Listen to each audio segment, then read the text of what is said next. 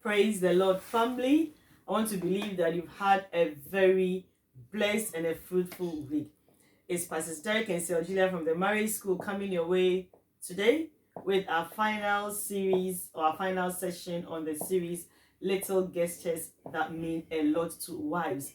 And as usual, we are blessed and privileged to have our own Pastor Derek with us again looking.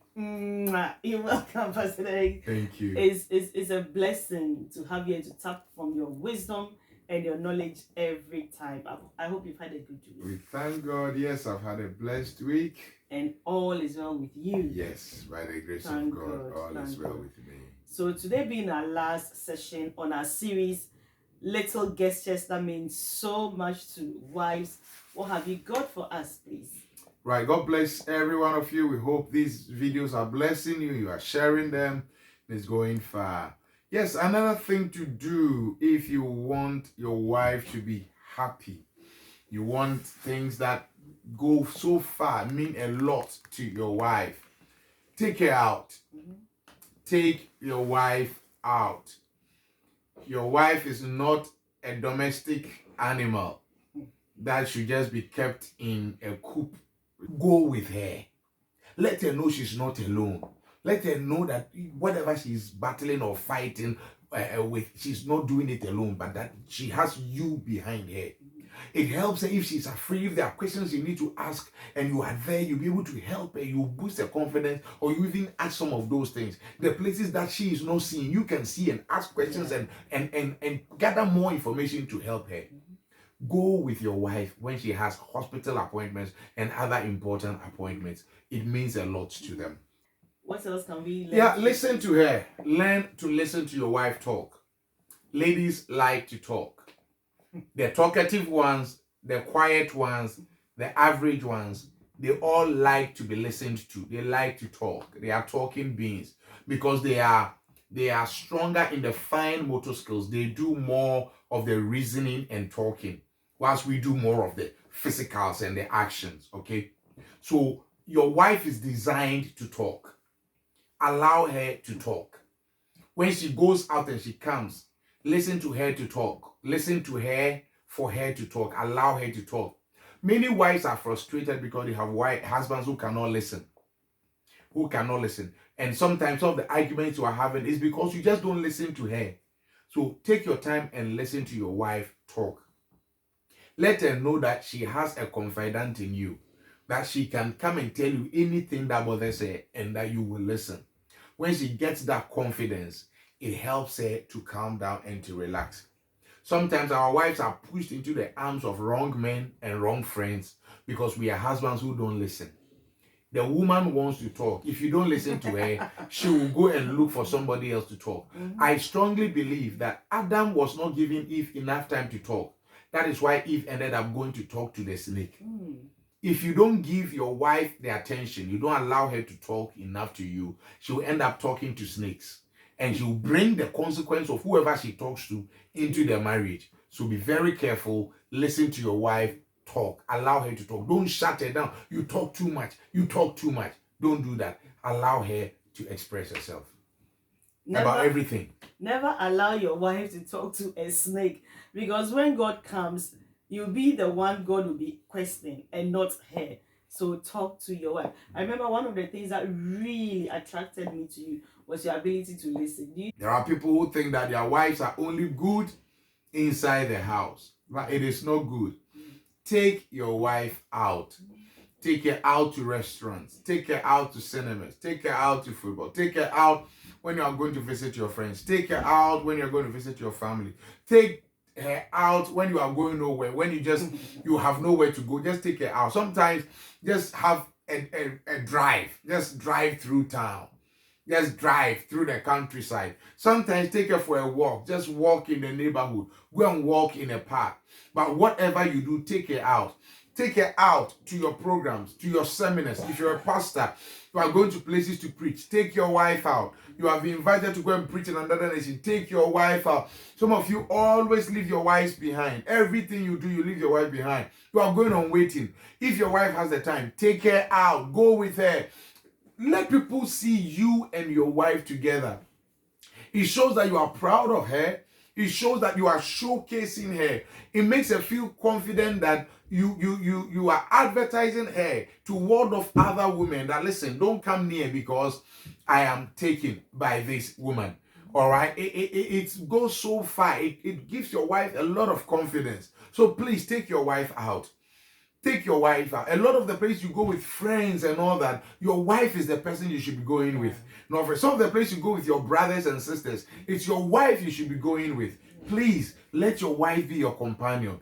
Take her around where you go, everywhere you go. Take her out, and God will bless you. Thank you. We like to be showcased, so showcase us. Make sure we are sitting in front of your car when you have one, and let everybody see that this is my wife. We just love it. Thank you, Pastor Derek. What else can the husband do to that will mean a lot to the lady? Yeah, catch her and pray for her.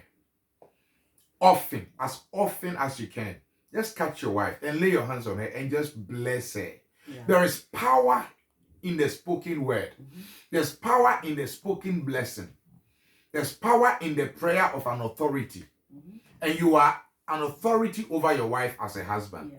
So every now and then, catch her and pronounce the blessing upon her. Bless her. Bless the fruit of her womb. Amen. Bless the work of her hands. Bless her wisdom. Bless her beauty. Bless her womanhood. Bless everything that concerns her. Catch your wife and pray for her. When you realize your wife is going through some difficulty, catch her and pray for her that God will bring her out. Yeah. When your wife is not well, catch her and pray for her healing. When your wife is stressed, catch her and pray for a breakthrough, a deliverance, whatever it is. Pray for your wife. Pray for your wife. It goes a long way. It gives them that confidence and assurance that they are married to a priest. Yeah, a man of God. A man of God. An anointed man. Sorry, a man of God. And that they are married to a man who fears God. Yeah. And that if they get into any trouble, their husband will stand in the gap. Yeah. It gives them that confidence. Yeah. But for you to be able to do that, your own spiritual life should also be in line, in order. Have a decent spiritual life, and then through that, always catch your wife and bless her. Yeah. Pray for her. When your wife sleeps, lay your hands on her and pray for her while she's asleep. When your wife is gone out, pray for her. But most importantly, catch her and pray for her. She will appreciate it. Yeah. Yes, thank you. That is so true, Pastor Nick. I was going to add to that, but you just mentioned it, that you can't be a man or a husband who prays for his wife when you don't have a spiritual life. Yeah. Sadly, most men are not in that position to pray for their wives because they are not spiritual. They don't have a prayer life themselves. So please up your game, dear husband, so that you can be in the position to pray for your wife always. Thank you. Number 3 for today, please. Accompany her on her important appointments. Hospital appointments, maybe legal appointments, other important, maybe some serious interview that she has. Take time off work and go with her. It will give her moral support. It will boost her confidence.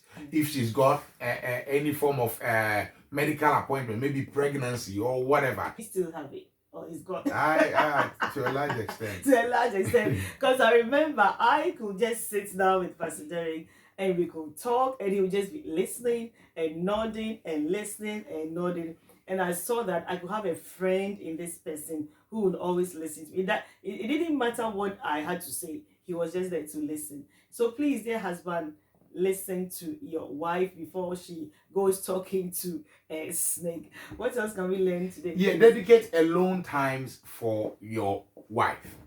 Times where the focus is not the children, not friends, not some football or something, but time that is just for her. That you let her know that I'm giving this time to you. Every husband should have that you do at least once a week. At least once a week, you must have a time. Either you go out for a date, you go for a walk, you sit down and watch some movie, or you just sit down and let her talk, do something. But you should have a time that is dedicated to her. She should be able to tell her friends that, on Thursday evenings or on Wednesday mornings, this is a time that my husband has for me. Anything I want him to do, he will do for me. If I want him to take me to shop, he will take me. If we should just lie down, we will lie down. You see, a time that she knows that it is her time that you have given to her. It helps them a lot. It shows that they are important in your life. Okay, these women sacrifice, they do so many things for us, and most of the times there's nothing to show for. Block out some time that is for her, that she can use you for anything she wants, and she'll be very grateful. She'll be very, very grateful. Thank you, Pastor Barry. Because most of the time, the wives and the mothers spend a lot of their time on the children, and on their husbands, and nobody spends any time on them. Yeah. Nobody, because we are told, or we are trained to spend time. Take care of the family. Yeah, exactly. Take care of your husband. Take care of your husband. But nobody takes care of the woman. Nobody takes care of the woman. When you get up, all you're thinking of is, what can I get my husband to eat? What can I get my children to eat? What am I doing at home? How can I make the life comfortable for them? For everybody else. Everybody, and nobody's thinking of making and life comfortable because we for spend you. a lot of time taking care of the family and the husband, we don't even have enough time to take care of us. There's no time left for yourself. So it's important that every now and then you have that time for your wife. I mean, it means a lot. It means so much to us. God bless you, Pastor Derek. Have you got one or two more for us? Yeah, one more. I'll give you